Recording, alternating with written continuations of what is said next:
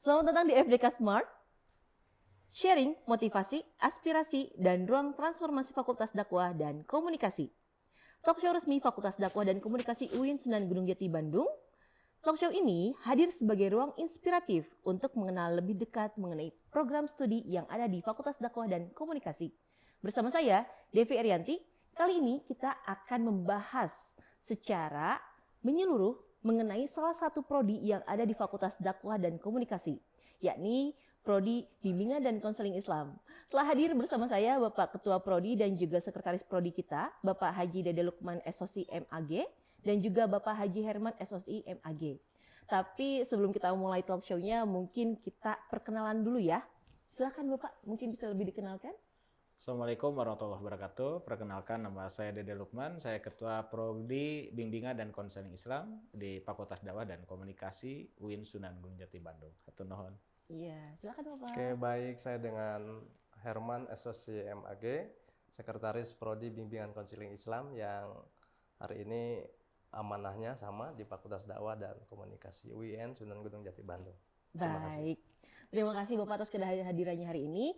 Nah, pada kesempatan kali ini, teman-teman, mungkin ada yang sudah pernah mendengar mengenai apa sih bimbingan dan konseling Islam itu, tapi ada juga yang mungkin apa sih bimbingan konseling Islam atau misalkan biasa disingkat dengan BKI. Nah, kesempatan kali ini akan dijelaskan oleh Kaprodi kita mengenai profil dari bimbingan dan konseling Islam. Silakan Bapak. Baik, program studi Bimbingan dan Konseling Islam itu didirikan pada tahun 1993, tepatnya di tanggal 29 Desember. Adapun pendirian ini juga lahir dari sebuah keputusan Menteri Agama. Itu di nomor 393 tahun 1993. Namun pada perubahan seiringnya juga perjalanan waktu dan tahun, awalnya nama prodi itu adalah BPI, ya Pak ya, iya. Bimbingan dan Penyuluhan Islam gitu. Betul. Nah, di tahun 2012 berubah menjadi BKI, yaitu Bimbingan dan Konseling Islam. Nah, lahirnya program studi Bimbingan dan Konseling Islam itu adalah respon akademik atas kebutuhan masyarakat terkait tentang layanan bimbingan dan konseling yang tidak hanya berbasis pada psikologi modern, tapi juga berlandaskan nilai-nilai keislaman. Sehingga prodi BKI ini dalam rangka menjawab kebutuhan-kebutuhan masyarakat. Program studi ini juga diarahkan untuk menjadi bagian integral dari keilmuan ilmu dakwah gitu ya, karena bagian dari keilmuan dakwah, terus juga pemulihan kondisi psikologi, sosial, dan juga spiritual individu maupun kelompok. Nah, identitas ini juga menempatkan BKI sebagai prodi yang memiliki karakter keilmuan khas, yaitu mengintegrasikan antara ilmu psikologi, konseling, dan juga nilai-nilai keislaman. Itu sekilas mungkin sejarah tentang profil bimbingan dan konseling Islam. Oke, itu sekilas mengenai sejarahnya ya teman-teman ya.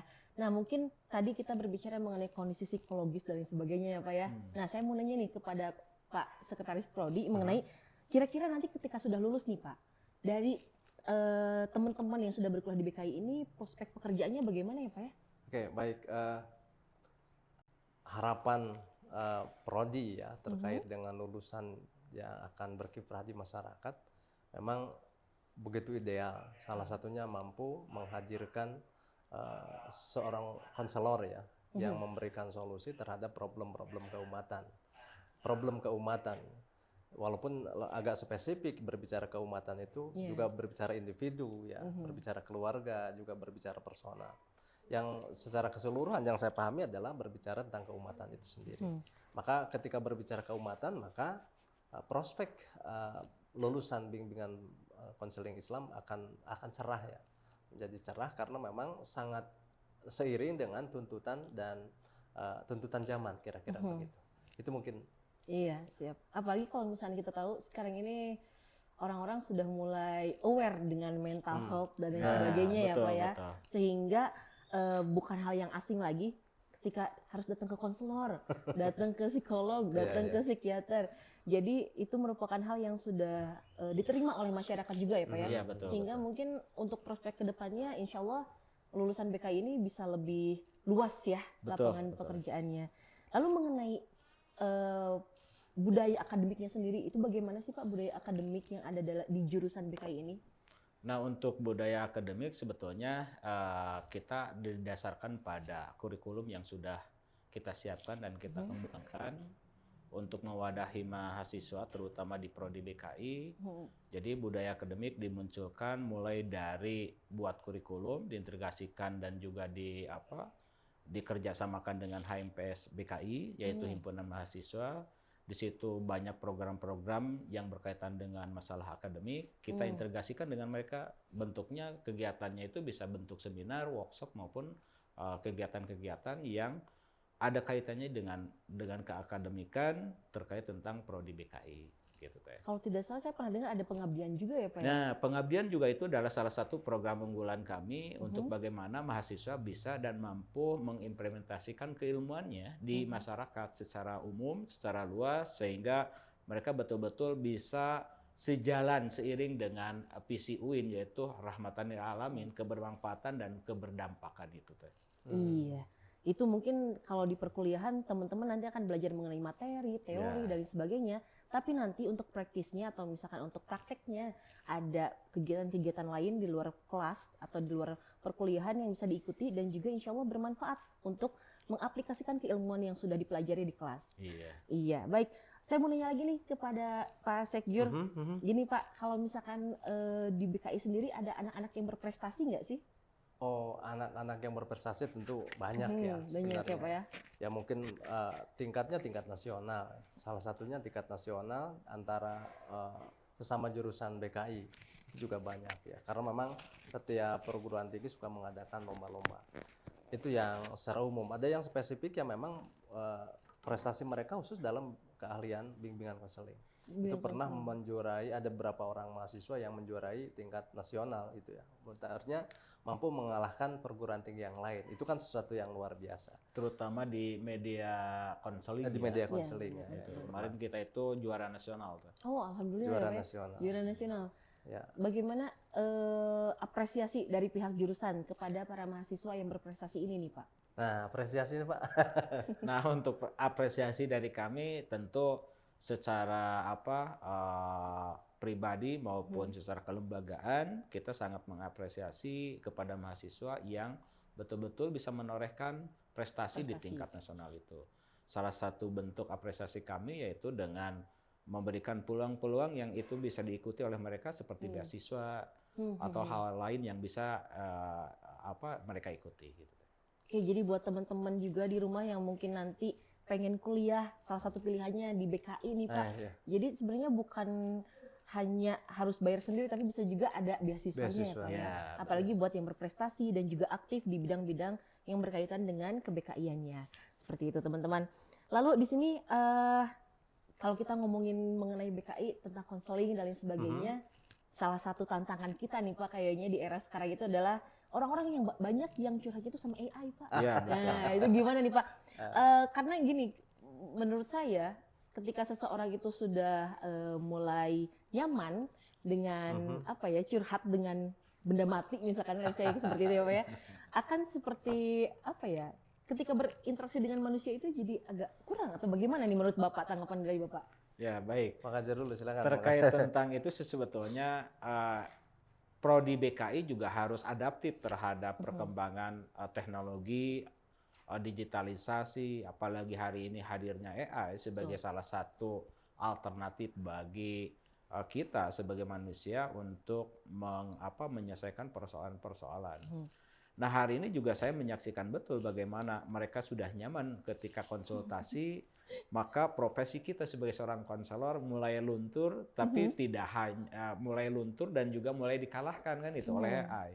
Nah, ini tantangan bagi kami sehingga kami akan bisa mampu mencoba mengadaptasi tentang perkembangan itu dengan menjawab AI itu hanya sebagai media saja, tetap konsultasi secara langsung, layanan konseling secara langsung itu lebih mengena ada energi positif antara ketika konselor dengan konseli bertatap muka secara langsung.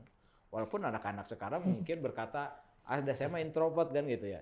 Dan itu menjadi sesuatu hal yang menjustifikasi diri orang tertutup itu sebetulnya kurang tepat karena pada dasarnya manusia itu terlahir sebagai makhluk sosial, tentu akan membutuhkan interaksi satu sama dengan yang lainnya. Maka dari itu tantangan itu bukan berarti kami bisa harus hindari, tapi justru kami harus adaptif dengan perkembangan itu. Maka AI kita jadikan sebagai media layanan konseling untuk mereka mengawali mendapatkan jawaban-jawaban yang mungkin hari ini mereka masih merasa buntu gitu. Oke, menurut Bapak seperti apa, Pak? Oke, AI ini di sisi lain tantangan ya, di sisi lain juga peluang, di sisi lain juga ancaman. Kalau seandainya anak-anak atau kita tidak sadar bahwa AI itu adalah sebagai media yang bisa diajak diskusi gitu ya. Tapi dari sisi rasa kayaknya nggak punya juga sih. Feel-nya ya, Pak ya? Nggak ada rasa ya? Nggak akan Nggak ada dapat rasa. sih sebenarnya ya. Mungkin juga jawaban perlu- dapat tapi jawaban dapat sih ya. empatinya dan lain sebagainya Tapi mungkin. nilainya nggak dapat sih, rasanya, emosinya mungkin nggak tahu juga nih. Iya. Kayaknya emosinya nggak dapat juga. Biasanya orang tersentuh itu bisanya ketika baca, tapi ketika nonton, atau justru lebih tersentuh ketika memang datang ke konseling atau ke konselor ya. Datang ke konselor itu menjadi sesuatu yang sangat penting dalam perspektif dakwah ya. Mungkin konsultasi kepada dai itu menjadi sesuatu yang sangat penting dan wajib ya, kira-kira begitu. Karena juga ada salah satu aspek penting dalam layanan konseling itu adalah sikap empati dari konselor kepada konseling. Betul. Dan itu yang tidak dimiliki oleh AI. Iya, betul. Nggak dapat ya. Tetap ya sepinter-pinternya AI nggak bisa punya empati yang sama seperti kita manusia. Iya, betul. Seperti itu. Walaupun katanya sekarang sedang digagas katanya. Iya, bisa agar jadi AI seperti itu ya, agar Pak. AI punya empati. AI punya empati. Nanti mungkin teman-teman di rumah juga ada yang belum tahu nih kalau ternyata BKI itu selalu menjadi salah satu jurusan yang peminatnya itu banyak ya, Pak ya. Alhamdulillah. Persaingannya sampai itu cukup hari ketat ini. ternyata. Iya, betul. Dari setiap tahun dari 3 jalur yang disediakan oleh kampus, Betul. hampir rata-rata tiap tahun itu kita pendaftarnya itu adalah di 5.300. Wow, 5.300 ya. Nah, Sementara kebutuhan kita di tiap tahun setiap angkatan itu kurang lebih sekitar 190. 190. Wah, berarti Gitu. teman-teman yang sudah masuk jurusan BKI ini adalah orang-orang yang terpilih nih, teman-teman. Iya, betul. Benar, Dan ya, mereka Pak ya? yang hari ini kuliah itu adalah mimpi bagi mereka gitu, yang Betul tidak hadir, sekali. yang tidak lulus gitu. Iya, jadi Maka angka harus dimanfaatkan sangat, ya, Pak ya? Iya, betul Teh. Sangat disayangkan bila mana mereka yang hari ini jadi mahasiswa BKI tidak serius kuliahnya, tidak benar kuliahnya, misalkan untuk mempersiapkan diri untuk jangka ke depan. Ya, Iya. bayangin dari 5.300 ya, yang diterimanya 190. Berarti kan mengalahkan wow, persaingannya sangat banyak ya, ketat. Pak ya? Oleh karena itu ya sama dengan apa yang disampaikan Pak Kajur tadi. Jadi jangan disia-siakan peluang ini ya. Karena memang bisa jadi masa depannya begitu cerah ya. Karena begitu banyak juga peminatnya. Peminatnya. Peminatnya banyak. Jalur kan? UMPTKIN saja yang kemarin Iya. BKI masuk pada 10 besar di ranking ketiga. Ranking top ketiga 5 berarti ya, Iya. Pak ya. Dan di jalur-jalur lain juga saya dengar juga selalu menjadi minimal masuk 10 besar kayak gitu Iya. ya, Pak ya. Ya karena memang mungkin kita juga tahu sekarang ini orang-orang sudah mulai kalau kita lihat ada banyak kasus ya, Pak ya, yang terjadi di luar sana mengenai ada bullying, ada juga tentang yang suicide atau bunuh diri atau self harm atau mungkin adanya kekerasan dan lain sebagainya. Itu kan mungkin mereka sebagai korban itu akan butuh berkonsultasi dengan pakar-pakar yang memang Iya, sudah betul. sudah mumpuni lah keilmuannya gitu. Salah satunya mungkin dari jurusan BKI ini sendiri ya, Pak ya. Iya, bimbingan Nah, di BKI ini sendiri nih, Pak, kira-kira di sektor mana saja sih kita bisa bekerja nanti ketika sudah lulus, Pak? Oke. Baik untuk wilayah atau lapangan pekerjaan sebetulnya dari lulusan dari kita itu, karena kita punya profil lulusan pertama di praktisi bimbingan dan konseling Islam, Ya. bisa masuk pada wilayah-wilayah pendidikan, baik pendidikan formal maupun non formal. Kita juga bisa masuk pada wilayah kelembagaan sosial maupun keagamaan. Di sosial bisa kita masuk sebagai penyuluh sosial karena kita sudah menyiapkan profil itu, dan juga di bimbingan dan konseling keagamaan seperti penyuluh agama itu adalah wilayah-wilayah pekerjaan yang bisa dimasuki oleh lulusan dari prodi BKI. Nah, hari ini hampir rata-rata mereka lulus tidak menunggu lama untuk bisa diserap oleh pihak ketiga untuk bisa bekerja, entah itu di BK pendidikan, BK sosial maupun di BK agama. Oh, oke. Ya, termasuk juga lulusan BKI akan memiliki kemampuan di wirausaha sosial ya.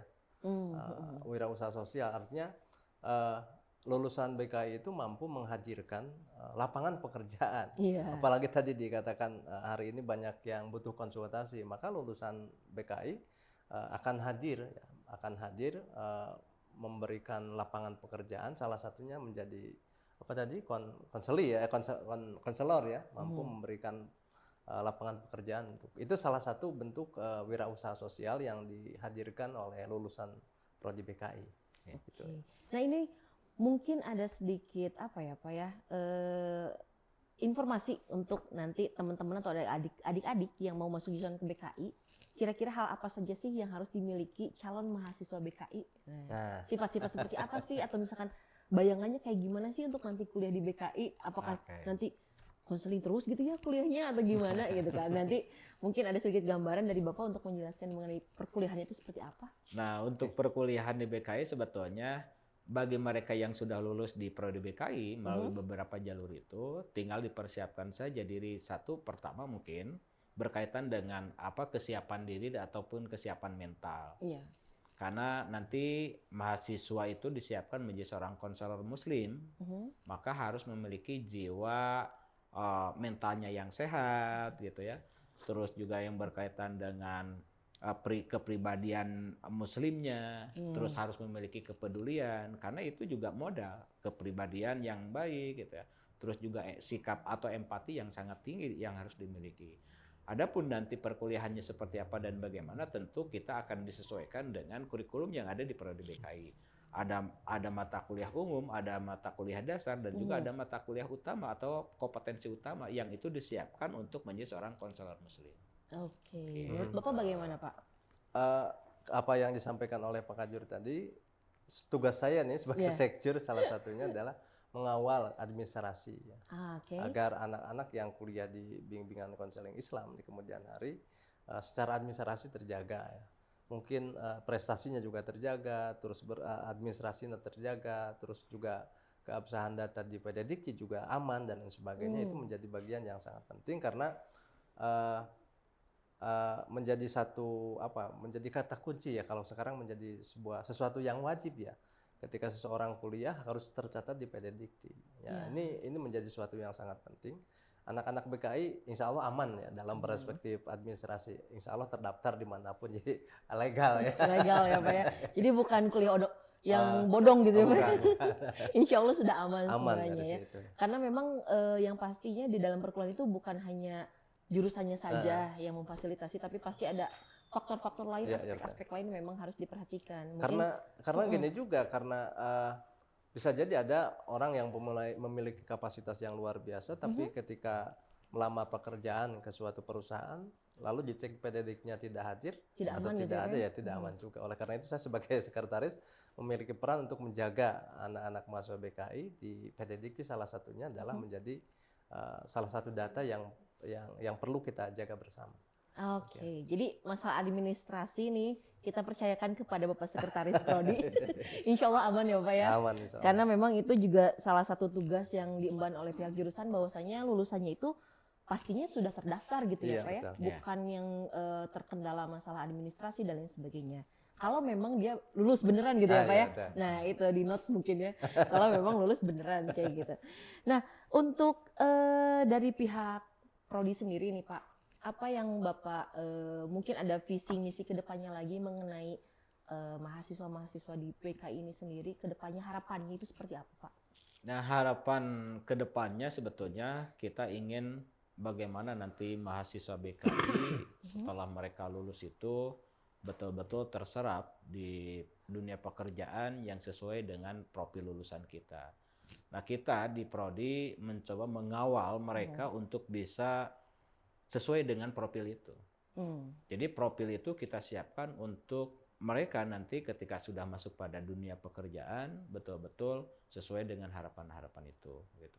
Sehingga mulai dikembangkan kita perdalam kembali keilmuannya, kita pertajam kembali mata kuliah kompetensi jurusan yang itu betul-betul bisa bekal bagi mereka gitu nanti pada saat mereka sudah menjadi alumni dari Prodi BKI. Nah, harapan-harapan ini juga tentu tidak hanya bisa kami di Prodi BKI bangun atau kita amanahkan kepada kita saja, tapi juga harus muncul dalam diri mahasiswa untuk bisa menjawab setiap tantangan-tantangan itu terhadap dunia pekerjaan yang hari ini tingkat persaingan atau kompetisinya itu sangat tinggi gitu. Tidak hanya dari lulusan dari dari UIN saja kan, dari perguruan tinggi se-Jawa Barat gitu saja ya, atau se-Indonesia saja banyak banget ribuan setiap tahunnya gitu. Maka kalau kita tidak bisa bersaing dalam hal itu, peningkatan kompetensi gitu ya, membangun jejaring relasi, maka akan lebih baik jalan ke depannya. Oke. Cukup Mungkin cukup sekian Bapak. Iya, itu mungkin harapan-harapan yang ingin Bapak sampaikan ya pada mahasiswa-mahasiswa BKI ini. Jadi buat teman-teman yang sudah berkesempatan berkuliah atau mungkin nanti coming soon nih yang akan menjadi mahasiswa-mahasiswinya BKI, silakan pergunakan kesempatannya dengan baik ya teman-teman, karena ternyata persaingan untuk masuk ke jurusan ini tuh wow, Masya Allah sekali ya Pak ya. Alhamdulillah yang sudah bisa lulus, dan semoga nanti ketika lulus pun bukan cuman dari pihak jurusan saja yang bertanggung jawab mengenai kapasitas mahasiswanya, tapi juga dari pihak mahasiswanya sendiri bagaimana cara dia untuk improve ya Pak ya. Iya, betul. Improvement. Jadi mungkin bukan cuma teori gitu kan, tanpa praktek, dan mereka juga kayak aduh males mager praktek kayak gitu ya.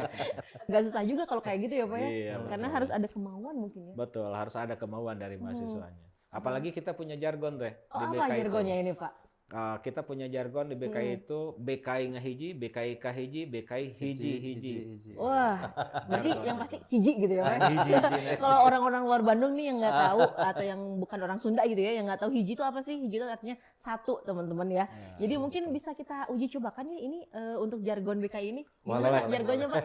Nah, boleh kita bareng-bareng Pak Sektur ya. Kita coba ini kan. BKI kahiji, BKI kahiji, BKI hiji. Oke, itu dia. Pokoknya yang pasti seluruh BKI itu bersatu, ngahiji maksudnya tadi itu ya teman-teman ya. Jadi di sini dari yang sudah kita bincang-bincangkan barusan nih Pak ya, sangat banyak sekali sebenarnya informasi yang bisa didapatkan oleh teman-teman di luar sana yang mungkin nanti mau masuk ke jurusan BKI nih.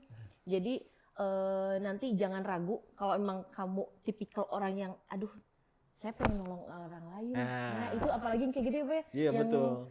Apa ya, sisi kemanusiaannya tinggi gitu, sosialnya ya. Care-nya itu ya. Iya, karena ada tipikal orang yang memang ketika misalkan ngeliat orang sedih itu kayak aku harus gimana ya, aku harus gitu ngapain ya, tapi aku nggak tahu harus seperti apa. Nah mungkin nanti ketika sudah belajar di BKI ada teori-teori, ada teknik-teknik dan sebagainya, itu bisa dicobakan atau diaplikasikan ketika misalkan ada teman-temannya atau keluarganya di luar sana yang sedang membutuhkan pertolongan juga gitu ya Pak ya.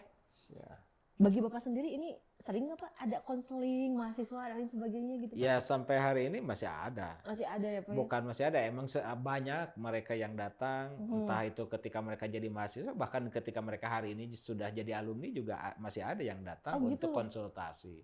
Katanya mereka butuh di-charging kembali. Oh, di-charging ya. Jadi sebenarnya mungkin bukan cuma yang masih kuliah, tapi yang udah lulus juga yang masih bingung, mungkin ada permasalahan lain. Yang sudah lulus juga datang ke Sekjur juga terkait dengan juga Pak. Gimana Pak katanya Pak? Terkait dengan keamanan datanya di PD Dikti, sinkronisasi, terus ada istilah PIN ya, penomoran ijazah nasional itu kan, mereka juga sangat datang karena memang mereka juga banyak yang datang karena dipinta oleh tempat bekerjanya, tempat mereka bekerja itu dipinta. PIN-nya mana, maka kami menghadirkan itu. Jadi termasuk juga mereka suka konsultasi juga terkait dengan tantangan yang ada di lapangan. Apalagi tentang kehidupan mungkin tentang ya Pak kehidupan. Dan saingannya bukan hanya sesama BKI ya. BKI maksudnya bukan hanya sesama BKI UIN Bandung, BKI seluruh Indonesia. Tantangannya. Jadi di sisi lain berat tantangan mereka, tapi kita harus mampu menghadirkan juga. Iya, harus bisa mewadahi, mengayomi dan sebagainya ya Pak ya. Nah mungkin dari sekian banyak percakapan yang sudah kita lakukan, ada pesan mungkin dari Pak Kaprodi dan juga pesan dari Pak Sekjurnya, Pak Sekretaris Prodi, silakan Bapak dulu mungkin Pak untuk Oke. teman-teman di sana. Pesan dari saya sebagai Kaprodi teruntuk mahasiswa tetap berproses, tetap bertumbuh dan berkembang. Mudah-mudahan kesuksesan akan didapat oleh rekan-rekan semua mahasiswa. Dan juga untuk calon mahasiswa baru nih Teh ya. Iya. Untuk calon mahasiswa baru silakan Anda berkompetisi dari berbagai jurusan jalur yang disediakan oleh kampus. Nanti ketika sudah masuk, jangan disia-siakan kesempatan itu, karena kesempatan itu tidak datang 2 kali, maka manfaatkan, maksimalkan untuk menjadi mahasiswa yang terbaik sesuai dengan lulusan di Prodi BKI. Mungkin itu udah pesan dari saya Teh. Iya. Mungkin dari Pak Sekretaris Prodi Sepertinya silakan. apa yang disampaikan Pak Hajur sudah cukup ya. Oh, sudah cukup Sudah saja. cukup. Idem gitu ya Pak? Ya, idem Idem aja. aja. Baik, jadi tadi silakan pergunakan kesempatan yang sudah dimiliki oleh teman-teman ya. Ketika misalkan saya dari SMA nih, saya dari SMK nih, Gitu. saya dari MA, atau mungkin ada juga yang Pesantren. pesantren gitu ya Pak ya. Bisa kan Pak dari semua background sekolah itu Bisa, ke BKI? Bisa ya Pak ya. Karena saya pribadi juga jujur dulu Dari- SMK Pak. SMK. Oh, dari SMK ya. Manajemen Informatika dan Teknologi Pak. Jujur. Jadi dosen BKI. Luar Alhamdulillah. biasa. Jadi ternyata untuk teman-teman di luar sana tidak menutup kemungkinan ya Pak ya, dari manapun teman-teman ini berasal atau misalkan dengan background pendidikan apapun waktu SMA atau SMK-nya tetap bisa menjadi bagian dari keluarga BKI. Seperti itu. Terima kasih Bapak atas Sama-sama, kehadirannya Teh. hari ini. Terima kasih pada Pak Keprodi kita, Pak Dede, Sami-sami. Pak Sekretaris Prodi kita, Pak Herman. Semoga apa yang disampaikan hari ini bermanfaat untuk teman-teman semuanya. Dan juga di sini kami ingin mengucapkan terima kasih juga kepada pihak fakultas yang sudah memberikan waktunya dan juga kesempatan untuk menjelaskan mengenai profil daripada Prodi Bimbingan dan Konseling Islam. Sekian dari saya pamit, Devi Ariati. Wassalamualaikum warahmatullahi wabarakatuh. Waalaikumsalam.